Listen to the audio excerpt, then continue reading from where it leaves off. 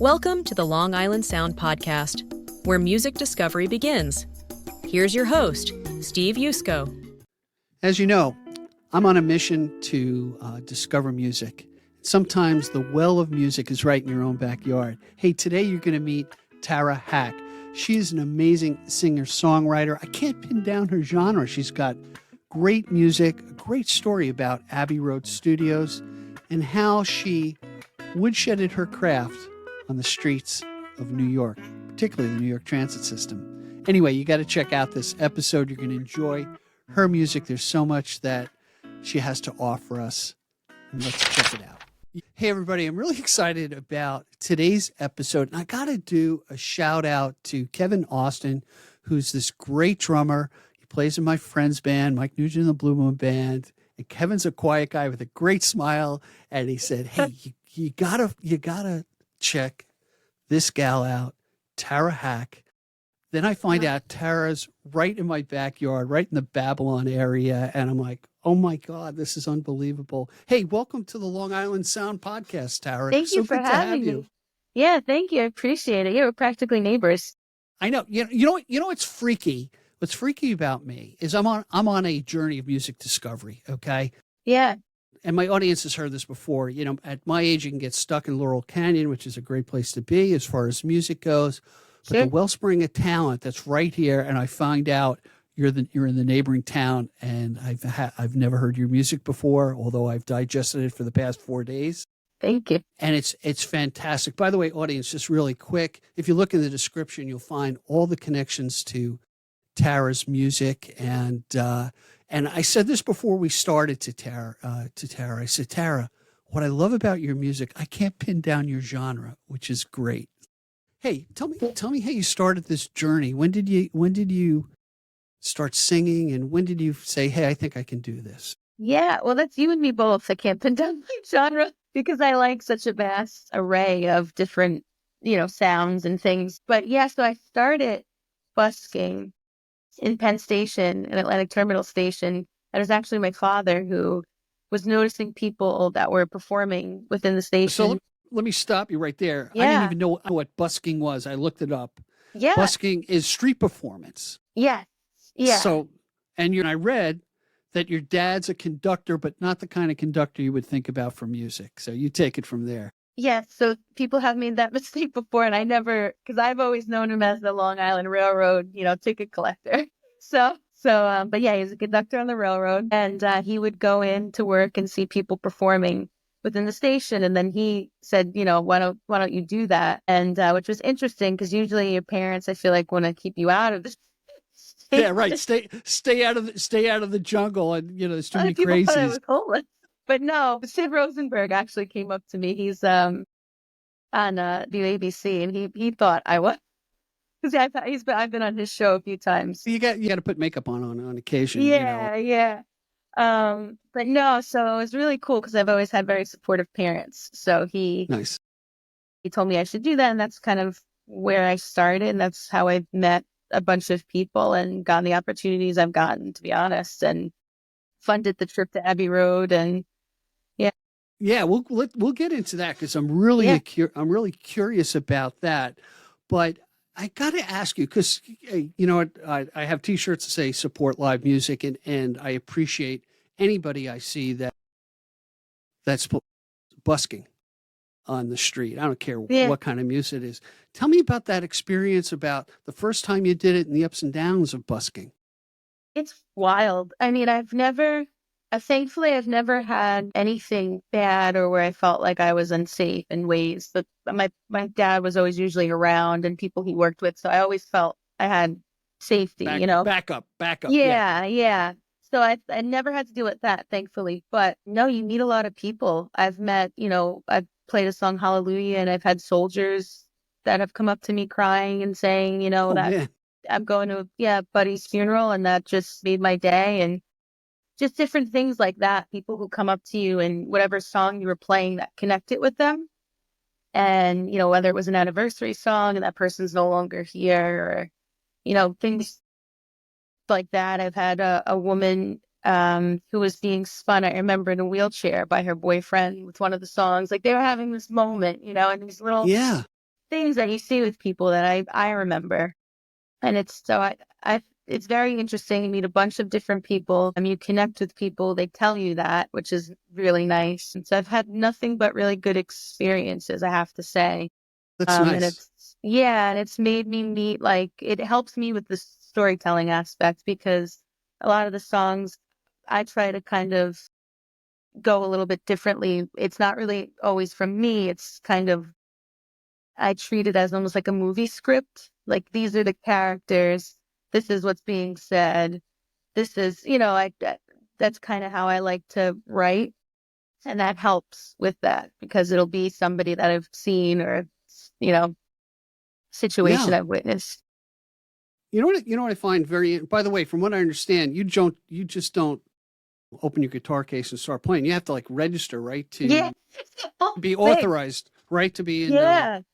so that's There's a permit. So it's a program. It's called Musicians Under New York, and they have an okay. audition every year, and it's in Grand Central. Ooh, And I tried out for a couple of years, and I didn't get it, and then finally I did. But yeah, it's pretty like, it's not like, yeah, you just set up and start and go playing. for it. Right, right. Yeah, but I think because they had issues in the past, I think there was like turf wars, basically, like, Sure. you know. Right.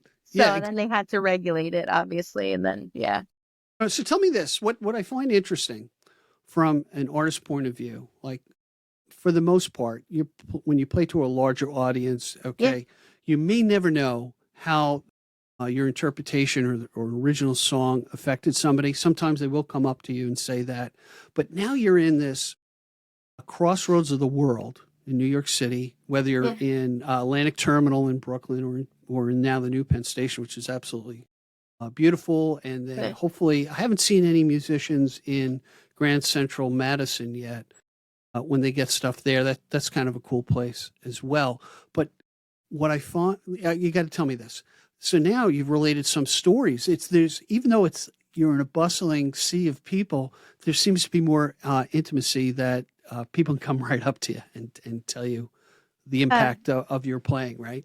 yeah, I wasn't expecting that. I'll be honest. I mean, there are times, yeah, where you learn, right? Because like during rush hour when there's a lot of people, okay, you don't want to be too loud. You don't want to go over the announcements. People don't like that. So once I've learned these little like nuancy things, yeah, you start to just get people more comfortable. Your background, music. You're not too loud, and then yeah, they come up to you more. They listen to it differently. I don't know if that has helped in some ways, but I don't know what it's been. But I've just been very, very lucky. Yeah, Um, yeah. yeah. I'm sorry, I'm cutting you off. No, no, no. I just yeah, I don't know the answer. Yeah, you know, Or it's maybe interesting. I don't need to. You bring you bring up a good tip because I remember talking Yeah. to Eric McCormick, who was one of my first guests, and talked about playing in pubs and bars. And he says I always Yeah. start a little bit lower because it's so much better when somebody comes to you and says turn it up as opposed to turn it down. Yeah. That could change that whole dynamic of things. But prior to you going Yeah. into the subway system, so to speak, okay, um, what was that? What was your first leap into playing publicly? Was it in high school, grammar school? Where did it begin? I did a couple of coffee shops.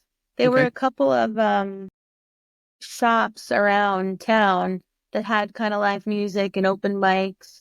And I Hmm. did that. I did a competition, and it was funny because I did this like singing competition at a cafe. I don't think it's open anymore. It's called Cafe Bojo, or maybe it is in Islip area. Okay. All right. They had some kind of competition there, and I was listening to Ryan Cabrera on the way there because he was one of the people I was like motivated by. Hmm. And that was one of the first places I played a few years ago. I actually did a song with him. So that's just the moment you just brought up for me because of thinking like, when did I first start playing? But yeah, it was local shops, like just coffee shops that had open mics. Now this is a left field thing. Were you confident or were you No, frightened? Okay. not Okay. I don't know. You know. confident, you said? No, Yeah. no, I'm still not. It's very nerve-wracking thing, but it just feels like a very you must do it thing. And I think Right. maybe most artists feel that way, where it's like it's very vulnerable, and I'm very shy off a stage and anxious and different things. And then, but just on stage, I can kind of just get a different sort of persona. I guess to a degree, which I'm still also working on that. But yeah, I think probably most artists are deep rootedly like insecure and like, is this okay? Is this going to be all right? you know? Absolutely. I've seen artists who I've met them face to face and not hearing them play, and I'm like, wow, this is real awkward. They seem Yeah. socially awkward, won't look me in the eye, and Yeah. yet all of a sudden I see a different perspective of them on stage. I'm like, holy crap, is that the same gal? Is that the same guy? Yeah. Which I think it's a great outlet. And the other observation I'll have is that, when you, as an introverted sort of person, get out there and you're vulnerable, man, you're taking such a great risk, but I think the rewards are really great because as an audience member listening to music, when I can connect with you, and I've used this term before, when you let me into your living room, per se, Yeah. then it's like, oh wow, there's this relationship that you have with the audience, and then I guess the stage presence and kind of goes from there, And it's not an act, that's all part of you, You're not Yeah. performer Tara and person Tara. I guess I don't know what the hell I'm talking about. You Yeah. get what I'm No, saying? it's true. I totally understand what you're saying. And it's one of those kind of, yeah, I don't know if it's like a social battery thing and then you save it all up for the stage and then you're like, oh, I'm depleted. But yeah, no, it's just it's an interesting thing, but it feels like something you just have to do. And if you don't, it just makes you, it just sets you off a little bit. Like it just, you don't feel quite right. I don't think if you are into music and even if you end up doing something else, it never leaves you. Right. And you know what? It's always And there. those jitters that you have, I think that's a great thing in one way because Yeah. you're not phoning it in. I've seen people, and we've all seen people perform. And go, wow, they're really phoning it in. They're really not here. Yeah. They're not present, and that's what I'm always trying to work on, to be more present to people, which is a good attribute to work on. Hey, Tara, let's do this. Let's take a quick break. Sure. When we come back, I really want to dive into your music, and I also want to talk about how you saved up and how the hell you got to the UK and Yeah. Abbey Road Studios. That just kind of blew me away too. Hey, everybody, we'll be right back. Hey, this rhymes. We'll be right back with Tara Hack. Stick with us. Are you ready for the ultimate podcasting adventure? The Long Island Sound podcast offers you not one, but two ways to engage with our captivating content. Tune in to our audio podcast on your favorite platform and let your imagination paint vivid pictures of Long Island stories. Or if you're craving a visual feast, catch our video podcast on Spotify and on the Long Island Sound YouTube channel. Double the options, double the excitement. Hey, everyone. We're back. Again, I'm like a poet. I'm back. We're back with Tara Hack. For those of us who are joining midstream in a podcast, why the hell you do that, I don't know. But Tara is a great find. And as I said earlier, I cannot pin down the genre. And this is a compliment to Tara's music. It's all over the place in a great way. Yeah. Thank you. It's like a, go ahead. Sorry. No, I appreciate that. I think that kind of, goes back to your earlier, what we talked about earlier, just with the busking. I think that kind of has also helped with the music. If I said that, I'm not sure, but exactly. But yeah, I do love a lot of different styles. And in some ways that's been my problem because people have been like, we got to nail down like what you're doing and like what this is. But that is me. I'm a little, a little all over the place. Right. And I've heard this from other artists. You got to be true to yourself. It's when when the forces of marketing and business try to, oh, no, you need to do this. You up. Yeah. Box you up and, you're a piece of meat that they're going to put in the window. I can understand the aspect of that. But, man, if you're true to yourself, the fans will find you. It's true. And then, I feel like for me at first, it might have been awkward because I had like maybe one dance song out and one pop song out and one. But as you keep releasing and kind of going down now, it's like, oh, I have like almost an EP of dance songs out and almost an EP of this out. So if you kind of keep going with it, eventually it makes sense, even if it didn't at first. And then I think, that can ultimately help with gaining an audience, like you mentioned, and different things. So I think, yeah, it's just I don't know, if it's truly successful, but No, I know, right. just keep kind of releasing what you love, and it'll make sense. Yeah, and I promise you, you stay true to yourself. That's the only way. You won't get lost. Yeah. You'll always be home. Tell me about your latest release. Was it Who Is Hurting, or what's the last song? So no, yeah, sort of. There were two at kind of once. So Who's Hurting Who was an acoustic version of a song that last September 2023 I released with a co-writer, one of the co-writers. His name's Joe Killington, and he's an English artist who's phenomenal. And if you get a chance to check him out on Spotify, you should. He's got a lot of stuff out. But right. We'll have his link in the description. Yeah, thank you. So he's just a fantastic guy. I learned a lot from him. When I was in England last year, I was working a lot with him, and like I said, learned a lot. So I did just kind of a acoustic, different version of that song, because it's a UK garage track is what they call it, which I guess, that was kind of the music that I worked on with him. And I thought, well, this would be cool to switch it up, like, just acoustic, get back to my roots of that coffee shop performance kind of thing. Mm-hmm. So we did a version of that, and I worked with a guitarist, Rich Albergo. And then, so that was one of the releases for October. The other release that we had is a song called Untamed. And that was, it's more, I guess, maybe you can correct me from what you're hearing, more Motown, more soul, that kind of style. Okay. I'm not going to correct you. I don't know if you hear different things. I always like to hear what other people hear, because it's interesting when you go, I guess that's yeah. Yeah, you can have and I said this earlier between the break, is I never ask people, what does this song mean? It's always great to say, what does it mean to you? And it's 14 different directions. Yeah. Well, it was actually, believe it or not, I've always had really great relationships with people I've worked with. And one time I just had somebody that I was working on a project with, and it was just kind of rude and just that attitude, So it was kind of like my FU track, to be honest. Hey, that works. Yeah. I've had that emotion a time or two. Yeah. It's just amazing. So now, let me reel it back a little bit. So you're busking, you're playing about, you're saving up money. Yeah. How did this whole Abbey Road Studio thing come about? Did you go into busking saying, that's my goal, and I'm going to save up money and do it? And why'd you do it? And how do you do it? And how did that it was all like around COVID too, right? Or after COVID? It was right before. Yeah. All right. So tell me that story. Yeah.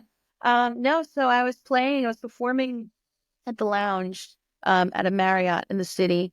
And I just had this thought come into my head, and it was just kind of like, you should record at Abbey Road. Like, you just yeah, why not? Angel whisper, whatever.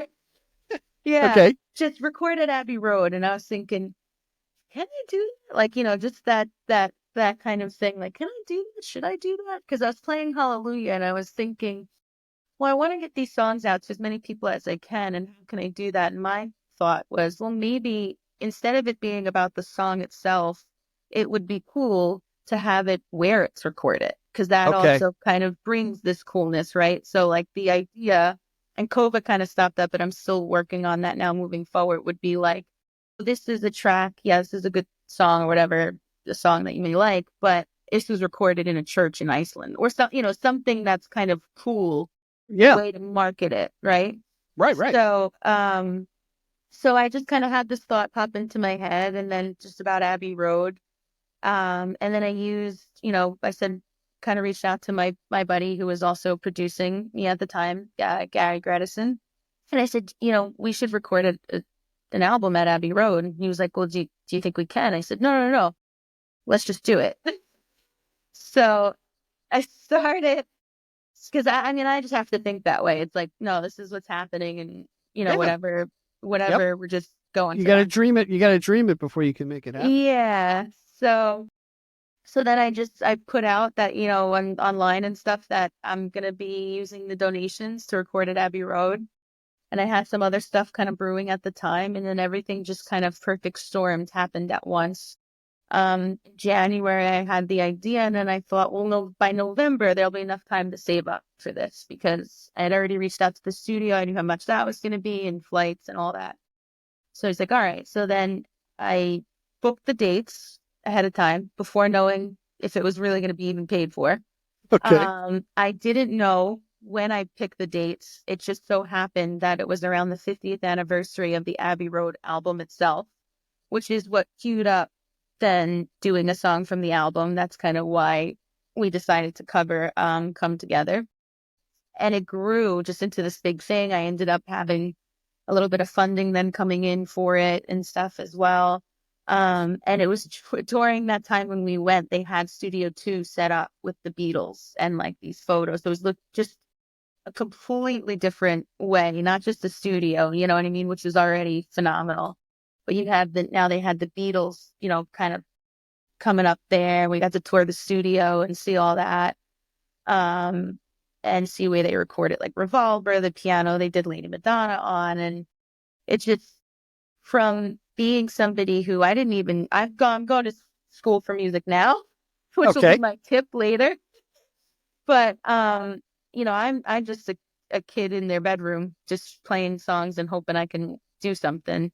So it's moments like that when you're like, wow, okay, just keep going. Just keep doing it. Whatever happens, I'm just devoting this life to that. So that was one of those kind of moments sitting there to go, Jesus, like this just started. Imagine if I didn't do this. Like, you know, I stopped, you know, just playing and I wouldn't have this moment. And to me, those are what keeps me going. So I'm like, okay, I'm not going to do what people tell me I should be doing, you know, and I'm just going to do what I want to do. And I guess that maybe is also why Untamed was the song as well. Nice. Now, did you have connections in the UK at that time, or was it more of a leap of faith of this is what I'm going to do and I'll figure it out as I get there? No, I didn't at that time. Yeah, it was truly just something that came together. I had a lot of people then starting to help me with it. So I don't want to, you know, pretend like it was just all this, you know, this thing that I did. A lot of people who believed in it, you know, like I mentioned, the producer, I had then a whole band that came with me. I had funding then.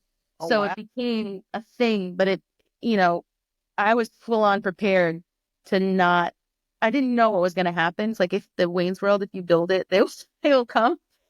Yeah, the Field of Dreams. Yeah. The I Field of didn't Dreams, really right? know. Yeah. And it just ended up working out really well in the sense where I got more than I thought I would get out of it. You know, I find inspiring of that. If you analyze how you approach this whole thing, I think the art and the salesmanship involved with this as well is you created a goal that people could buy into and say, wow, I want to be a part of this, help fund this for someone who I appreciate their music. And it's really bigger than life when you think about it. It's like, I'm going to go play in Abbey Road, or I'm going to record with Rick Rubin because I said so. You know, it's like, good luck with that. You know, exactly. No, I know. And like I said, I've been very, very lucky, and I just count my blessings because you know everybody could have been. So what, you know? But it just seemed like something that the people who did get involved with it, it was doing it for them too, if that makes sense. Where it's like this is something I've always wanted to do. You know, I gave up on. I've had people say that to me in Penn. You know, I gave up on doing something that I wanted to do, and like keep going, and just to get, you know, from a stranger positive feedback. Because the negative things will go over your head, right? A bunch. You know, it doesn't matter how many times. Yeah, if you let it spin in the blender of your brain. Yeah, right. Like it doesn't matter how many times, you know, somebody close to you says something nice. Like, well, you have to, right? You know, to a degree. But when a stranger says it, you're like, oh, that's really. It means more. So oddly enough, but I don't know what the psychology behind that is. But by the way, I'm going to let you use that term, blender of the brain, as part of the muse. All right, come on, write that down. Develop. It's recorded now. So that's my gift to you today. Thank you very much. Hey, so we talked about this busking and who you're meeting. You met a guy named the late Ron Altbach. Tell me about that meeting and how that happened and what came of it.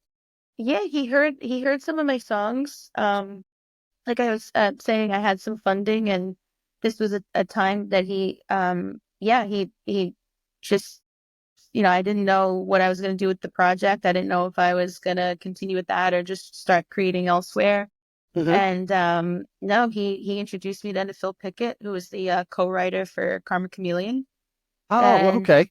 yeah, Benny D, who was the producer for Boy George, the artist that song is, Culture Club. Um, and just started chatting with them. He heard some of my stuff. Like I said, he loved my voice. And then he saw the potential, linked me up with them. And I spent about 3 months just in England recording and, So he you know, was based. Was he based in England at that time? no, he's based Okay. in Manhattan or Right. somewhere in the city, where he was working out of, but he, had that connection with Phil because of being, he's the Dancing in the Moonlight piano. We always would chat about, he's King Harvest. And Right. so they knew each other because, Phil was in a band, Sailor, and they knew each other around the time when King Harvest was big, and Phil really, they just were friends. They linked up in the past. And then, and then he introduced me to him, and then Phil saw a lot of potential. And then that's how I kind of met the England team that I did. What I find interesting about that is you talk about strangers giving you affirmation, Yeah. and there's different weight of different affirmations, right? But I can imagine when you run into somebody whom at first you may or may not know their background, but they were successful at the craft, and they affirm the insight of what they see in you. It's got to it's got to put you on a rocket ship. It's Yeah. And just it's a different world now. It doesn't guarantee obviously anything no, now with the social medias and stuff like that. But to kind of go, wow, if this was the 70s, I'd be something huge. No, you know? right. And I actually make some money potentially someday, Yeah, if right? there was one gatekeeper, I'd be on this. Yeah, No. exactly. Yeah. And you bring up a good point. By the way, I do the audience again, look at Tara's social media, because that's one of the shiny lures that you look at. It's not Yeah. everything you look at, but you put together some great videos. Thank you. I really appreciate that. Thank you. Yeah, take it from a guy who struggles with Canva and everything else, and trying to figure out the algorithms, algorithm Yeah. get further exposure. Maybe I should work Please on go my viral. craft. Please go viral. Right, and I'm not doing any dance moves. I'm sorry, it's just Yeah. not. It's just Yeah, there's some things like, really, I gotta lip sync that on the song, and yeah. yeah. No, you don't want to see this white guy dance, because it's just it's like watching Elaine in Seinfeld. It's But that's the thing. We do. me too. Maybe. All right. I'll give you a dance move before we. There you go. I'm not doing that. Not doing that. Hey Tara, let's take another break. Sure. When we come back from this break, I want you to think about what you've done in your journey, some of maybe the missteps, and what you might advise somebody who came up to you and said, "Hey, what should I do?" Hey, everybody, we'll be right back with Tara Hack. There's so much more interesting and great music to come. Stick with us. The Long Island Sound is here to help you connect with local artists. Follow us on Instagram for the latest up-to-date podcast episodes, and also to connect with your local artists and their upcoming shows.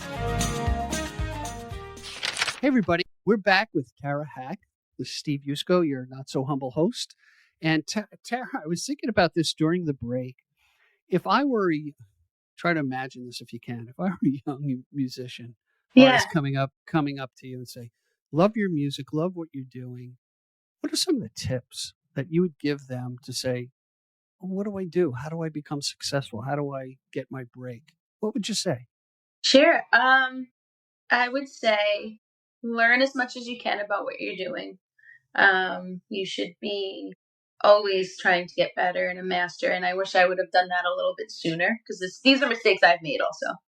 So if you are going to be playing the guitar, learn then everything you can to do it. It's going to open up your songwriting. It's going to, whatever instrument you're choosing to play, love it, learn it. I would say that would be one of them. In other words, number one, woodshed your craft. Yes.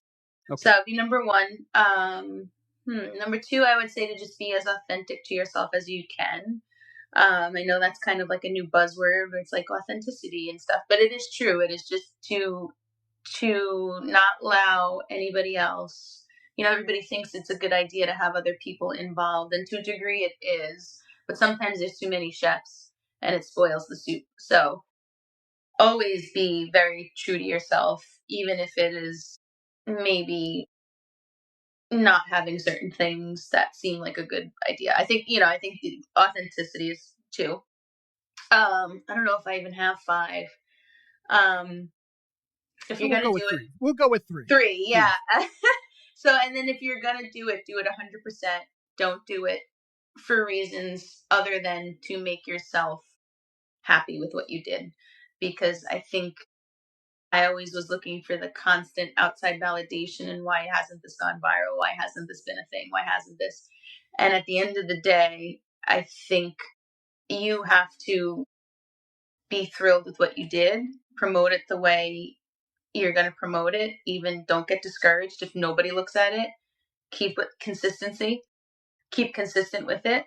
And as long as you like it, then other people will gravitate towards that. So You know what? That reminds me. I read Rick Rubin's latest book. Great producer. yeah, he's awesome. And he kind of shocked me, but he basically said the audience comes last. Yes. It's got to mean something to you, and that ties into your authenticity. Yes. And if you're not happy with it, even though the world is clamoring for, I don't know, auto-tune voice, something or whatever. Yeah. You're not being true to yourself, and that's a great way to go. Hey, thanks. I appreciate those. Yeah, I tips. saw that Rick Rubin thing that you were talking about. I saw him on an Instagram clip that he had, and yeah, he was like, you don't write in your diary hoping that other people will read it and love it. It's like you write. So he said something along those lines where it's like it's got to be personal and true to you, and then yeah. Is that your diary? No, yeah. No, if this was my diary, it'd be like that. Mine too. But this is the creative act, a way of being. That awesome. And, yeah. I'm going to remind everybody, look in the description. I'm going to have all the links to Tara's music on Spotify and anyone that she's mentioned during the podcast. It's funny, and I got to be really honest with you. Sometimes when I meet an artist on my podcast, I'm like, wow, I hope they remember when they're hitting it really big, that they went on a lowly podcast called The Long Island Sound, because I think you've got such a great future. I'm really excited for you. Thank you very much. I really appreciate it. This was this was a lot of fun. I'm glad you have. Hey, as my friend Don Bullock says, fun is the best thing to have. So yeah, Tara, you have an open invitation. I'm really looking forward to. Where are you playing next? By the way, you just did a gig in Belmore, right? So what's before we tell me what the future is. Yeah, a couple of restaurant stuff. So Grill Fire in Merrick on Thursday. I know it. Yep. I don't know what day Thursday is. Nancy's Restaurant in Floral Park on Friday, which I'm pretty much there every Friday. Okay. And then I think there's a couple of other gigs like that, which I have online.